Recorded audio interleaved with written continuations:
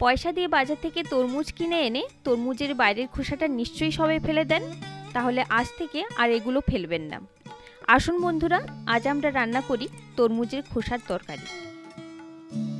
তরমুজের লাল অংশটা খেয়ে নেওয়ার পরে বাইরের এই সবুজ অংশটা আমরা রেখে দেব এবং সেগুলোকে পরিষ্কার করে নিয়ে একদম বাইরের দিকের অংশটা ছাড়িয়ে নিয়ে এগুলোকে ছোট ছোট করে এভাবে কেটে নেব।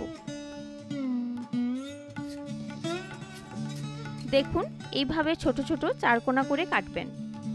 এবারে এর সঙ্গে আমি কিছু সজনে ডাঁটা ছাড়িয়ে কেটে নিয়েছি, আর একটা বড় সাইজের আলু ডুমো করে কেটে নিয়েছি, সাথে কয়েকটা বেগুন কেটে নিয়েছি। এই সমস্ত সবজি ভালো করে ধুয়ে নেব। এবার ওভেনে কড়া গরম করে তাতে 2 চামচ সরষের তেল দিয়ে দেব। তেল গরম হয়ে গেলে আগে থেকে কেটে ধুয়ে লবণ মাখিয়ে রাখা প্রায় 150 গ্রাম চিংড়ি মাছ অল্প একটুখানি হলুদ গুঁড়ো দিয়ে ভালো করে ভেজে নেব।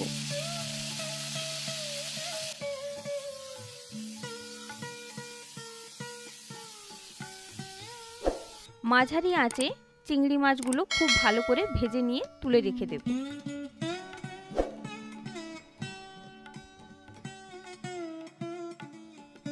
এবার কড়া পরিষ্কার করে আরো 2 চামচ তেল যোগ করব।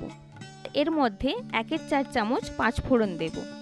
5 ফোড়ন ফাটতে শুরু করলে একটা মাঝারি সাইজের কুচনো পেঁয়াজ আর 2টো চেরা কাঁচা লঙ্কা একটু ভেজে নেব।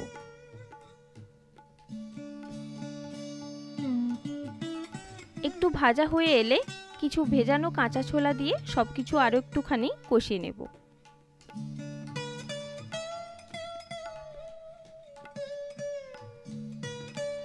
এরপর ধুয়ে রাখা সবজিগুলো দিয়ে দেব।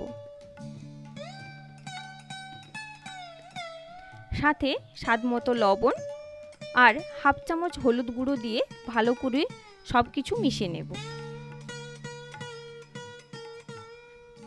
এবার 5 মিনিট ঢাকনা দিয়ে সবজিগুলো সেদ্ধ করে নেব। এর মধ্যে আমি মশলা তৈরি করে নেব।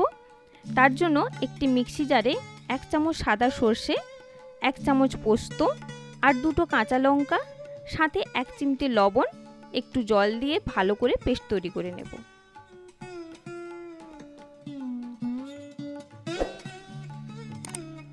পাঁচ মিনিটের মধ্যে সবজিগুলো সেদ্ধ হয়ে যাবে। তরমুজের খোসা সেদ্ধ হওয়ার সময় এগুলো থেকে যে জল বের হবে তাতেই এগুলো সেদ্ধ হয়ে যাবে। একটুখানি মিশিয়ে নিয়ে বেটে রাখা মশলাটা দেব এবং সাথে হাফ কাপ জল দিয়ে দেব। তরকারিটা একটু শুকনো শুকনো হবে, তাই জন্য বেশি জল দেব না। এরপর অল্প একটুখানি চিনি দিয়ে সবকিছু ভালো করে আরও একবার মিশিয়ে নেব। এবারে ভেজে রাখা চিংড়ি মাছগুলো দিয়ে দেব।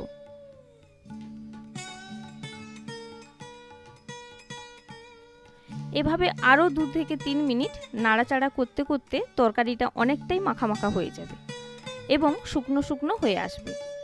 এই অবস্থায় আমরা ফ্লেম বন্ধ করে তরকারি নামিয়ে নেব। চিংড়ি মাছ না থাকলে এই তরকারিটি আপনারা মাছের মাথা কিংবা কুঁচো মাছ দিয়েও রান্না করতে পারেন। গরম গরম ভাতের সঙ্গে পরিবেশন করবেন, সত্যি অসাধারণ খেতে। তাহলে বন্ধুরা অবশ্যই বাড়িতে ট্রাই করবেন, আর কেমন হয়েছে কমেন্ট করে আমাকে জানাতে ভুলবেন না। আজকের মতো এতটুকুই। ধন্যবাদ সবাইকে। সবাই খুব ভালো থাকবেন।